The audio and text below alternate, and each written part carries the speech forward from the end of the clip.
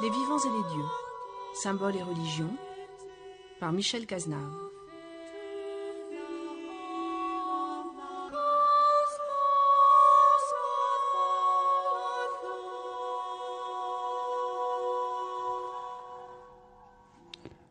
Bonjour, donc aujourd'hui nous allons parler des femmes mystiques à partir de la publication dans la collection Bouquin Lafon du livre Histoire historique et dictionnaire des femmes mystiques qui avait été dirigé par Audrey Fella.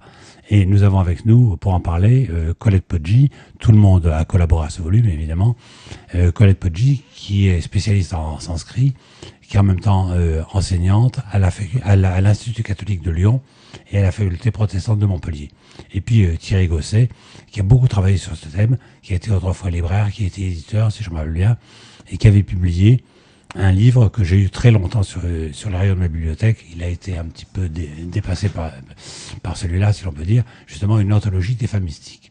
Alors, Colette Poggi, c'est à vous que je vais m'adresser d'abord. Qu'est-ce qu'on peut appeler une femme mystique ? Du point de vue de l'Inde, en général. Alors, en général, il est difficile de s'exprimer en fait de façon tout à fait générale. Il me semble qu'un être mystique, tout d'abord, c'est quelqu'un qui ne reste pas à la surface, à l'écume des choses, à l'écume de la mer, de l'existence, mais essaie de plonger au cœur de la vie, au cœur de l'expérience, et qui se laisse également porter. Il me semble que dans toute expérience mystique, il y a une expérience aussi de laisser-être, d'abandon et d'accueil total qui ne peut survenir que si l'on est accordé au sens étymologique du terme, c'est-à-dire relié au cœur. Donc ce cœur étant le centre de l'être et qui ouvre sur l'infini. Alors maintenant, une femme mystique, eh bien, c'est celle qui, sans doute, en dépit des impératifs sociaux, culturels, une certaine, selon les sociétés plus ou moins corsetées, eh bien, parvient à ressentir un besoin qui déborde tout le reste, qui déborde peut-être toutes les conventions, qui transgresse dans une certaine mesure les normes habituelles, et donc qui ressent le besoin de vivre l'expérience d'une jonction, soit-elle avec Dieu, soit-elle avec l'infini, soit-elle avec le cosmos, donc qui déborde tout à fait le cadre habituel, d'où les très fréquents problèmes que ces femmes ont eus. Bien, mais alors, voilà, une question que je pose, répond qui veut, hein, mais je lance sur le tapis. Est-ce que vraiment on peut faire un livre sur les femmes mystiques, dans la mesure où mystique, autant que je sache, ça vient d'un verbe grec qui veut dire tenir la bouche fermée, c'est-à-dire on ne peut rien dire. Et je me rappelle là-dessus la réflexion de quelqu'un que j'aimais beaucoup, qui était Henri Atlan, qui disait ces gens qui passent des volumes entiers à dire qu'ils ne peuvent pas dire. Donc, est-ce qu'on peut vraiment parler de quelque chose qui ne peut pas être dit en principe ? Pour moi, la mystique pose la question de l'intimité spirituelle, de l'intériorité. Alors, je sors peut-être un peu de la question, mais je suis très interpellé par la vie actuelle. Qu'en est-il de la mystique ? Comment peut-elle être reçue à une époque où de plus en plus le privé, la vie intime des personnes est malmenée ? Et donc, la question de la mystique dans l'histoire, pour moi, ne pose pas question, puisqu'il y a toujours eu une démarcation, que ce soit les béguinages, pour parler des chrétiennes, qui ont fait résistance et qui se sont constituées en communauté. Il y a un aspect politique de la mystique aussi, des femmes très engagées qui en ont payé cher, comme Madame Guyon, comme Marguerite Porret. Mais en même temps, quelles que soient les cultures, les époques, moi, ce qui m'interpelle beaucoup, c'est la singularité de chaque parcours. C'est moins la mystique que les mystiques. Comme la question de la liberté, c'est moins la liberté que la question des femmes ou des hommes libres. Donc la mystique, pour moi, m'interpelle par rapport à la question de la liberté, parce que je crois que, quelles que soient les femmes mystiques qui soient convoquées dans ce magnifique dictionnaire, je tiens à saluer le travail d'Audrey Fella. C'est vraiment remarquable ce qu'elle a fait, d'accueillir des femmes qui n'étaient pas reconnues comme mystiques officiellement, ne serait-ce que Virginia Woolf, ou bien... Elle a posé la vérité. Quand elle m'a demandé une notice sur Simone Veil, par exemple, je lui ai dit, est-ce que vraiment c'est une mystique? Oui. J'étais un peu difficile de répondre, disons. Moi, je l'avais intégré, je l'avais accueilli à la table ronde, parce que je considère, comme Madeleine Delbrel, que c'est différemment, sont des femmes très différentes, mais elles, chacune à leur façon, sont des mystiques, dans le sens qu'elles ont un rapport à l'absolu, une quête surtout chez Simone Veil, où il y a une complexité, c'est-à-dire que la personne passe en dernier plan, en arrière-plan par rapport à la question de l'impersonnel, qui est pour moi pas du tout en rapport avec le genre dont on parle maintenant, mais avec une forme de retrait de la personne devant l'acte de bonté, qui me paraît quelque chose de très important chez elle, le bien. Alors, pour en revenir à la question des femmes mystiques, pour moi, il n'y a pas d'exclusion, comme la traduction de la Bible qui a été faite chez Bayard, qui a accueilli Jacques Roubaud, comme les aveux d'Augustin, qui sont apparemment iconoclastes, mais pour moi, il n'y a d'iconoclaste que la pensée que ça puisse l'être. Je considère que toutes les femmes qui sont accueillies dans ce dictionnaire ont leur place, et beaucoup d'autres pourraient l'avoir, parce que comme une terre agricole gagne à recevoir des cultures céréalières différentes et s'en enrichit, la terre mystique gagne à recevoir, à accueillir des graines nouvelles, si je puis dire, très contemporaines aussi. Et il y a des mystiques parmi nous, et comme disait Louis Lavelle, les saints sont parmi nous, et je dirais les mystiques sont au milieu de nous, sans qu'on le sache. Donc je trouve que ce livre est de plein pied dans notre réalité complexe, mais en même temps enthousiasmante. Alors, la question qu'on peut se poser, c'est que souvent on fait la différence entre mystique unitive, mystique intellective, par exemple. Est-ce que véritablement quelqu'un, je pense à quelqu'un comme Maître Eckhart évidemment, qui est le type même de la mystique intellective, est-ce qu'on peut avoir écrit ce qu'il a écrit si on n'a pas vécu au plus profond de soi-même? C'est la question que je me pose. Bien, je pense que Maître Eckhart était ce que l'on appelle un Lebemeister, c'est-à-dire un maître de vie, et aussi un Lesemeister, un maître de connaissance, de lecture. Et il est indéniable que Maître Eckhart est un mystique. Il a côtoyé les béguinages. Il a enseigné, il a transmis son expérience dans divers lieux auprès d'hommes et de femmes, les frères du libre esprit, etc. Et je pense que lui, évidemment, discerne une essence, ce qu'il appelle le fond sans fond, ou l'abgrund, ou la petite étincelle de l'âme. La deitas. La deitas, oui. Tout à fait, la déité, comme pure conscience au-delà même du concept de Dieu. Et pour lui, prendre Dieu, par exemple, comme être créateur ou être plein de bonté, c'est le prendre sous le manteau. Justement, c'est le qualifier alors qu'il est hors de toute qualité. Donc, je pense qu'en effet, il est à l'intersection. Il est à la fois un être mystique à part entière, débordant d'amour pour Dieu, mais aussi il le prend en tant que pure essence, intellect. Non, mais c'est pour ça que je me demande s'il n'y a pas d'abord une spécificité de l'expérience mystique qui ensuite se décline selon différents versants. C'est tout. De me dire, est-ce qu'il n'y a pas un roc de la mystique en tant que tel? Un roc? Oui. Non, mais ça c'est mon vocabulaire. Je suis un homme. Je ne m'en cache pas. Moi, ce qui m'interpelle beaucoup, c'est le silence. Effectivement, paradoxalement, il y a beaucoup d'écrits, beaucoup de paroles, et ces femmes et ces hommes, en l'occurrence ces femmes, ont souvent beaucoup écrit. Marthe Robin n'a pas écrit par contre. Bon, encore une fois, il y a une multitude de cas. Mais les écrits de ces femmes, moi ce qui m'avait frappé quand j'ai réalisé pour la table ronde ces 3 anthologies, c'est l'importance de la joie, qui n'a rien à voir et rien à devoir au plaisir et aux évidents agréments de la vie à toute époque possible. Ce qui est intéressant, c'est cette joie dont Bergson disait qu'elle était le signe que nous avions atteint notre destination. Je ne pense pas qu'on l'atteigne ici-bas, mais la joie m'interpelle beaucoup parce que beaucoup de ces femmes ont une vie très dure pour diverses raisons.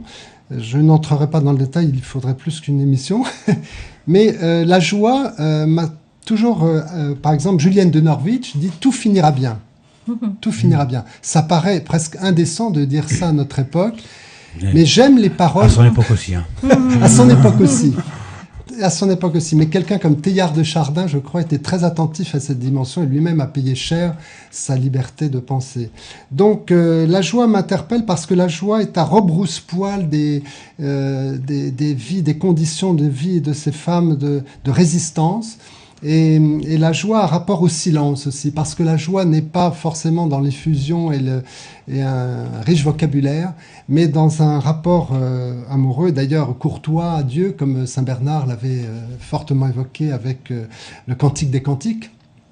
Et j'aime bien cette joie qui est allègre, comme la gazelle dans le Cantique des Cantiques. J'aime bien l'image de la gazelle dans le Cantique des Cantiques. Il y a quelque chose pour moi de dansant, de chantant dans la mystique, que je veux entendre. Comme disait Claudel, l'oreille voit, et c'est vrai, l'oreille voit, donc... et l'œil écoute. Et l'œil écoute. Et j'aime bien parce que pour moi, il y a de la musique depuis Hildegarde très fortement. Il y a des chants. J'ai réécouté les chants d'Hildegarde de Bingen. C'est une autre célébration du silence, le chant, chez Hildegarde. Une autre célébration, comme chez les moines, comme dans est-ce que le chant n'est pas fait pour ça? Oui, je crois. Est-ce qu'il ne sort pas du silence? Est-ce qu'il ne retourne pas au silence? Exactement, Michel, exactement. Il sort du silence et il y retourne. Je le crois profondément, je l'habite de cette façon. Et à propos du silence, il me revient un passage de Ramakrishna, qui est un grand mystique du XXe siècle, et qui faisait cette analogie. Il disait les mystiques, ce sont comme des abeilles qui butinent, et donc qui vont ici, qui sont là dans le silence, et puis soudain, ils sont comme enivrés par le suc des abeilles, des fleurs qu'ils ont butinées, et alors ces abeilles font entendre un doux bourdonnement. Et donc c'est comme quelque chose, un souffle qui s'exhale spontanément, et il dit de même, les mystiques éprouvent spontanément la nécessité d'émettre une sorte d'expression spontanée, alors que ce soit des poètes, des musiciens, des chanteurs, ou juste Maître Eckhart est aussi un poète, hein, mais voilà, il a des métaphores totalement saisissantes, d'une extrême poésie, et voilà. Donc ce silence, en fait, n'est jamais, bien qu'il soit la source dans laquelle il se désaltère, c'est vraiment le fond, ce qui les nourrit, c'est un espace, ce silence. Ce silence n'est jamais inerte, n'est jamais creux, n'est jamais néant, je pense, mais il est vibratoire. Hein.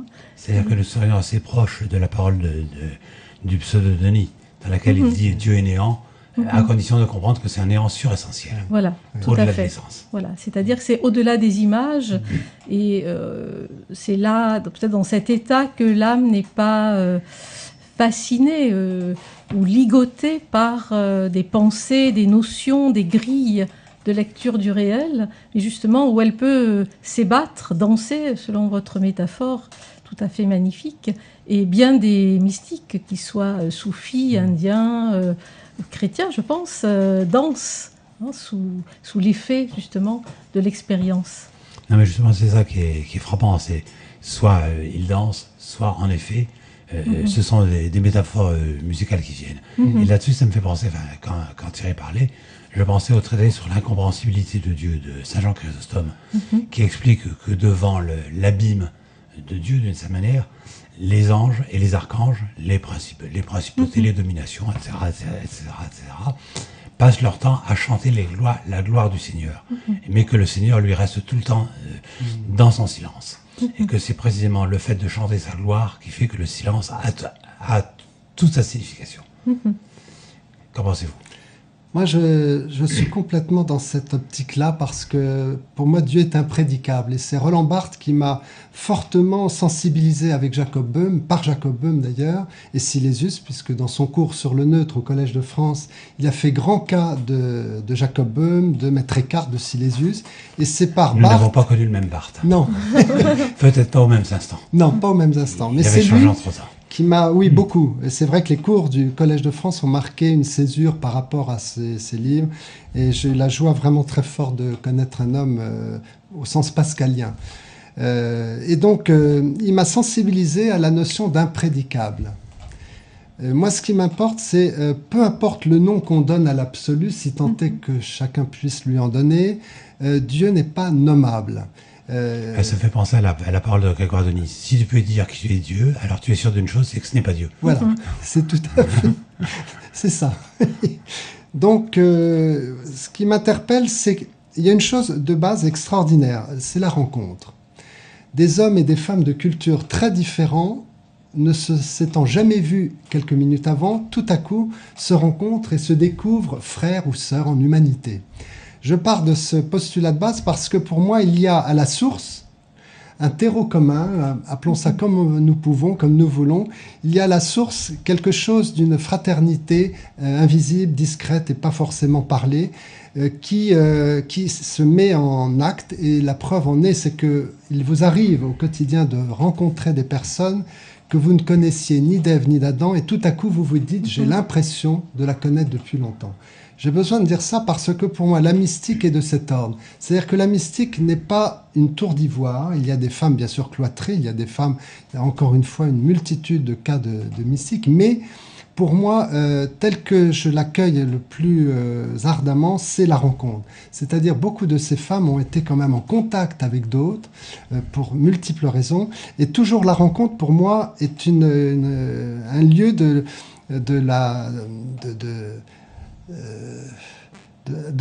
la croisée entre l'infini et le fini. Voilà. C'est un peu au carrefour de l'infini et du fini que la rencontre se passe. Alors, que pensez-vous, par exemple, ça me revient comme ça en mémoire, de l'histoire de Majnun et Leïla, dans laquelle on sait très bien que Majnun est au désert, il se lamente sur l'absence de Leïla, Leïla arrive, et à ce moment-là, Majnun lui dit « ôte-toi de ma vue, que je puisse penser à toi ». Je ne la connais pas, cette belle histoire, pour être honnête. Et j'ai l'impression que d'une certaine manière, nous ne sommes pas très loin. Certainement, certainement. Colette. Eh bien, pour ce côté féminin de la vie dans le monde et de la rencontre, j'aurais aimé évoquer ce que dit Eckhart, par exemple, de Marthe et de Marie. Parce que très, très souvent, Marie est mise en lumière, en exergue, et on dit c'est la contemplative, c'est elle qui vit au plus haut degré l'expérience divine, etc. Alors que Maître Eckhart prend les choses un petit peu différemment et il met Marthe, donc l'active, celle qui fait le ménage, qui fait mille choses et qui et donc qui regrette de ne pouvoir être seulement dans la contemplation et qui est dans l'action. Et donc il console Marthe en lui disant finalement c'est toi qui es la plus mystique dans un accomplissement peut-être encore plus grand, puisque tu inclus la contemplation dans l'action. Et là, il n'y a plus cette césure entre d'un côté le ne rien faire, le silence, et d'autre part le monde avec ses tourbillons et ses mouvements, et peut-être l'oubli donc de l'essentiel, puisque Marthe parvient à intégrer donc ce lien vivant avec l'essence justement dans la vie. Et donc, à propos du silence aussi et du mot mystique, il me semble aussi qu'il y a l'idée de mystère là-dedans.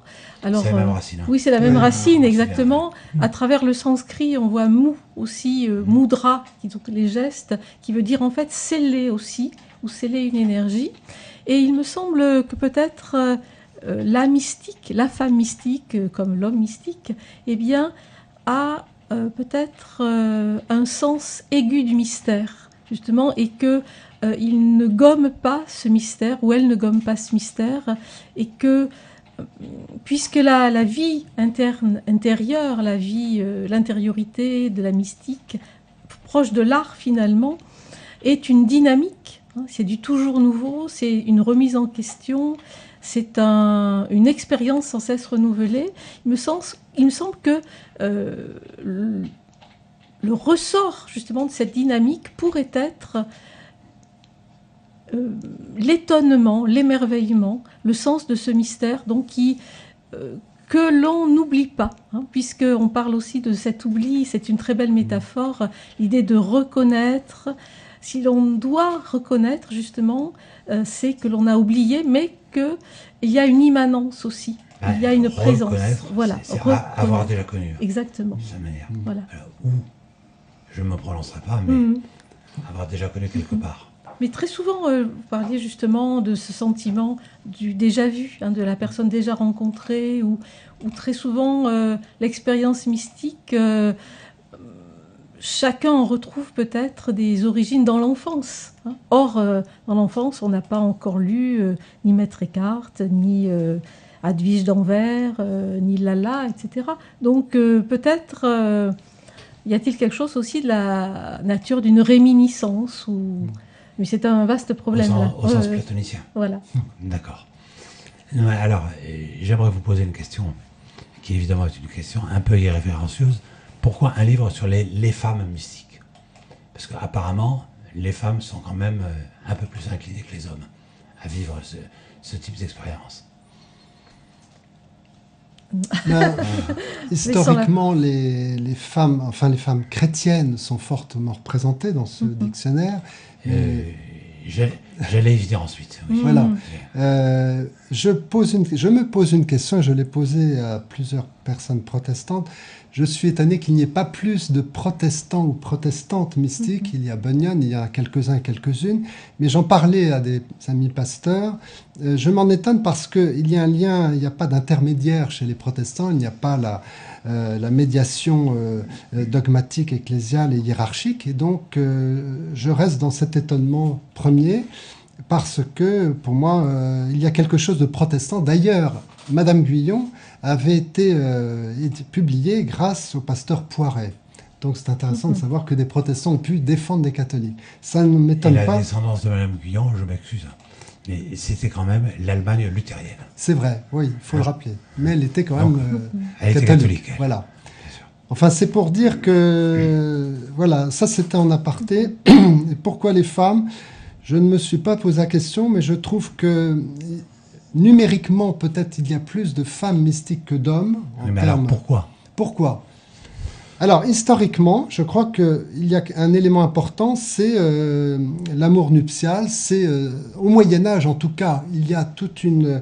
je ne veux pas évoquer Freud, mais il y a quand même une intégration d'éléments presque érotiques, même au sens noble, pour moi, de la mystique, du moins pour le Moyen-Âge. Il y a un amour presque fusionnel.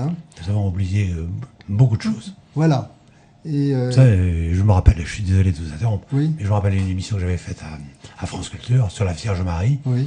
dans laquelle j'avais reçu un flot de lettres, d'insultes, bon. disant comment vous osez parler ainsi de la Vierge Marie. Je dis pardon, Saint Bernard de Clairvaux, Saint Bernard de Clairvaux, voilà.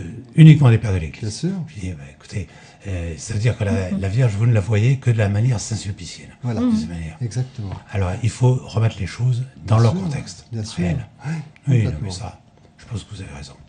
Et donc, bon, je ne suis pas un exégète de la mystique, mais je pense qu'il y a un élément fort. Puis il y a aussi la psychanalyse m'interpellerait beaucoup. Je n'ai pas fait beaucoup de recherches à ce niveau-là, mais je pense que les femmes, d'ailleurs, je pense à Marthe Robin sur laquelle j'ai travaillé, qui elle a éprouvé dans la mystique un besoin de... Je parlais de la rencontre. Sa véritable vocation, c'était de rencontrer. Ça n'est pas dit dans les livres. Moi, ce qui m'intéresse, c'est ce que je ressens à partir d'un travail. Et ce que je ressens fortement chez cette femme, c'est ce besoin, mais insatiable, de rencontrer avec le Père Finet. Donc, mais c'est elle. Pour une autre, ce sera autre chose. Chez les mystiques orientales, encore autrement. Je n'ai pas de réponse. Et je reste émerveillé, étonné par l'importance de ces femmes, la diversité de ces vocations. C'est là où je me demande, pour une fois, je vais adopter un discours lacanien, alors que je ne suis absolument pas lacanien, par ailleurs, mais de me dire, dans son fameux 20e séminaire, dans lequel Lacan explique ce qu'il appelle la jouissance supplémentaire. Autrement dit, la jouissance des femmes. Ouais. Et au-delà de ce que les hommes généralement en croient. Bien. Et on voit très bien que le premier exemple qui lui vient, c'est Sainte Thérèse d'Avila. Oui. Par laquelle il dit, mais oui, mais et voilà. Et c'est de l'ordre de la mystique. Alors, il a en ligne de mire, évidemment, ce que Marie Bonaparte avait écrit sur Sainte Thérèse d'Avila, dans laquelle il dit, il ne cite pas le nom, Mais il dit, évidemment, la jouissance mystique, ce n'est pas que une affaire de foutre. Non. C'est éventuellement un petit peu au-delà. Mais on peut se demander quand même, est-ce que finalement les femmes ne sont pas plus, je le répète à nouveau, enclines à la mystique que les hommes? Oui, parce que je pense qu'il y a... leur structure. Oui. Il y a une compensation, il y a des compensations, des mécanismes plus ou moins conscients et occultés peut-être par les cultures, par la vie de ces femmes. Et je pense qu'il y a dans la mystique un phénomène compensatoire à des manques affectifs, moi, combien de fois j'ai entendu dire de l'éducation correspondant à celle de mes parents, de mes grands-parents, à quel point la religion était présentée négativement, comme frustrante, comme castratrice, et ça a été une réalité sociale dramatique. Effectivement. Dramatique. J'ai été élevé dans la religion comme ça, et je sais, c'est tu ne dois pas, tu ne dois pas, tu ne dois pas, d'abord. Et oui. Effectivement. Et puis il y a aussi le fait que beaucoup de femmes qui n'étaient pas destinées au mariage devaient entrer au couvent. Donc il y a eu aussi des vocations amoureuses contrariées. Il y a eu beaucoup de femmes, comme il y a beaucoup de moines, malheureusement, qui n'ont pas pu s'épanouir dans le mariage ou dans la vie conjugale, parce que je pense qu'il y a encore des incompatibilités. Et l'Église, on le voit, l'Église catholique n'a pas encore accueilli des femmes prêtres. C'est aussi pour ça que je soutiens entièrement la foi réformée protestante. Enfin, ça, c'est d'autres... Mais tout ça est afférent, hein, et c'est important. C'est important. Le phénomène compensatoire, je crois. Certaines femmes ont dû trouver dans leur vocation mystique un exutoire, une soupape à des... Je comprends très bien tout ce que vous voulez dire. Mais je ne peux pas m'empêcher de me rappeler que Maître Eckhart disait, finalement, ce à quoi l'on peut arriver, le mot le plus noble que nous puissions avoir, c'est celui de femme. Et je pense à saint François d'Assise, qui disait à ses successeurs dans son ordre, à ceux qui prenaient la tête de monastère, vous ne devez pas être le père, vous devez être la mère. De me dire, c'est pas quelque chose de l'ordre quand même de la féminité. C'est ce que... mise en jeu. Enfin, je vous laisse... Oui. Il me semble que dans le féminin, alors que ce soit en Orient ou en Occident, ou de toute façon dans la vie, il y a un accent naturel mis sur la métamorphose. Je pense qu'un corps de femme vit maintes et maintes métamorphoses, peut-être plus que celui d'un homme. Une femme, donc, est peut-être plus ouverte à l'accueil de quelque chose qui est de l'ordre de la vie, de la mutation, de l'abandon aussi. Et je pense que cette figure du féminin, qui est un archétype aussi, on la retrouve par exemple dans des grandes œuvres comme le Cantique des Cantiques, qui parle de l'amour divin, ou encore par exemple la Divine Comédie, pour rester en Occident. Mais en Orient, le féminin, eh bien, c'est ce que l'on appelle, enfin en tout cas en Inde, la Shakti. Or, la Shakti, c'est l'énergie divine. Et d'ailleurs, c'est assez souvent étonnant pour un occidental d'entendre que le féminin est mis en correspondance avec l'énergie, la puissance. Or, en Occident, c'est plutôt l'homme qui est de ce côté-là. Mais quelle est la vertu de ce féminin? Quelle est la vertu de cette Shakti, de cette puissance? Eh bien, c'est littéralement, ce n'est pas un pouvoir, mais c'est simplement être capable de. Être capable de quoi? Eh bien, de se transformer, c'est-à-dire, par exemple, à partir du silence primordial, riche d'infinies potentialités, eh bien, c'est la capacité à devenir le son du vent, le son de l'eau, tous les phonèmes de l'alphabet, et de donner naissance à tout ce qui est. Voilà, donc... pour moi, je ne vois absolument pas la vie mystique comme un symptôme ou de frustration. Au contraire, il me semble que c'est un mode d'accomplissement, de voie vers la complétude. Et je crois qu'il faut distinguer en fait la vie mystique, c'est-à-dire la vie unifiée, la vie d'une certaine fréquence vibratoire, d'éveil de la conscience, de vie aussi dans le corps, mais dans la conscience de ses intuitions, de peut-être ses visions. Il faut donc distinguer cela, cette plénitude, cette complétude, ce silence de vérité, et des effets, parfois, de transes, de manifestations multiples auxquelles nous sommes habitués, en Occident en tout cas, aussi en Orient, hein, en Inde, etc. Par exemple, dans les rites tantriques, on voit souvent des danses frénétiques ou les stigmates, par exemple, en Occident. Voilà. Mais ce ne sont, à mon avis, que des signes accessoires, si je puis dire, parce que, par exemple, pour l'Inde, en tout cas, on distingue bien la réalisation intérieure et les pouvoirs surnaturels, hein, c'est-à-dire des manifestations de tel ou tel ordre. Et de ce fait, il me semble en tout cas que la vie mystique n'est qu'une vie, justement, comme nous le disions tout à l'heure, de joie. Or, la joie est l'essence même de l'être. Par exemple, en Inde, l'absolu, on ne dit pas c'est ceci, c'est cela, on dit c'est simplement Chit Ananda, la conscience et la félicité. Donc, le fait qu'il y ait la joie n'est pas quelque chose de plus, mais en fait, c'est simplement le signe que l'on revient à un état fondamental ou primordial qui, à mes yeux, est l'essence même de la vie mystique. Alors, à nouveau, je vais vous poser la question, mais est-ce que cet état, on peut le définir? Parce que si je me rappelle bien, c'est dans le Rig Veda, par exemple, qu'il est dit, c'est au chapitre 10. Mais finalement, ce monde tel qu'il est, a-t-il été créé, n'a-t-il pas été créé? Est-ce que les dieux le savent? Ils ne le savent peut-être pas, de cette manière.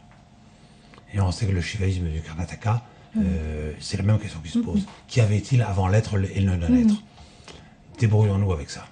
Moi, je voulais rebondir parce que je ne veux pas donner une interprétation unilatérale, univoque, sur la question du yin et du yang, du masculin et du féminin. Et Maître Eckhart évoque magnifiquement la naissance de Dieu en nous. D'autre part, quelqu'un comme Paul Baudiquet, dans un magnifique livre sur Rembrandt, à propos du retour du prodigue, montre dans la figure du père une main nettement masculine, la main droite, et la main gauche nettement féminine. Ce prodigue arrive complètement piteux, dans un état perdu. Il est accueilli par des bras à la fois maternels et paternels du père. Et c'est ainsi que moi, non pas que je me représente, je ne me représenterai jamais Dieu, mais que j'accueille cette possibilité-là, cette maternité de Dieu. Car je crois que Dieu est maternel. Et là-dessus, je tiens à vous dire mon absolu assentiment, accord avec ce que vous dites là-dessus. Parce qu'il y a des raisons très positives aux femmes mystiques, des énergies. Est-ce que nous ne sommes pas, disons, victimes de notre tradition, puisque dans la Bible, Dieu est Père, sans arrêt, alors que lorsqu'on revient au texte hébreu, on voit il y a 31 occurrences dans lesquelles Dieu parle de sa matrice. Exactement. Dieu matriciel. Exactement. Est-ce que c'est vraiment Dieu Père? Mais lorsque vous disiez le Père, avec ça, une main masculine, une main féminine, c'est quand même le Père. C'est quand même le Père. Je peux pas m'empêcher de l'entendre. Hein. C'est vrai, c'est vrai. Bon. Mais on n'est pas dans une dualité qui, moi, me gêne parce que je pense que la mystique dépasse à la fois la dualité et la non-dualité. Même le neutre ne me suffit pas, parce que le neutre, c'est encore une catégorie. Barthes parlait du désir de neutre. J'aime mieux le désir que la prédication d'un adjectif. Pour moi, il n'y a plus de discours possible à un certain degré d'intériorité. Et c'est là où, justement, les mots me tombent des mains.